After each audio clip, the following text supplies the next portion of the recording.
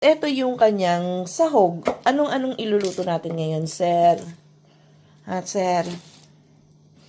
Anong iluluto mo, sir? Parang madami yata yan, sir, Nagpapakulo ka doon ng porky. Tapos meron tayong ampalaya, sir. Ayan po. Hulaan nyo kung anong iluluto niya, okay? Meron siya ditong pinakukulo ang baboy. Meron din siya ditong gulay. Ang kanyang Chinese leaf. Itong kamatis.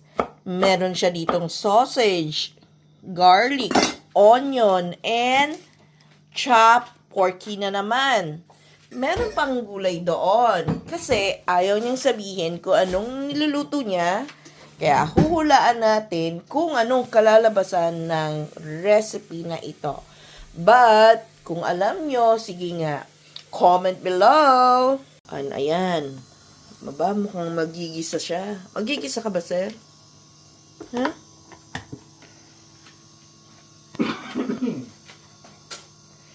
Kasing si sir na to may stage fright Napipipi kapag na-expose. Sige, balikan ko na lang siya mamaya. Ang tagal ha? And nag-isa lang siya. Ginisa niya yung kanyang porky. And pinakukuluan na niya ngayon. Ano kaya talaga ang balak niyang lutuin? Ito yung isang parte ng pinagluluto niya na ng piniprepare niya kanina. And, uy, pansit canton pala yun. Grabe. Diba?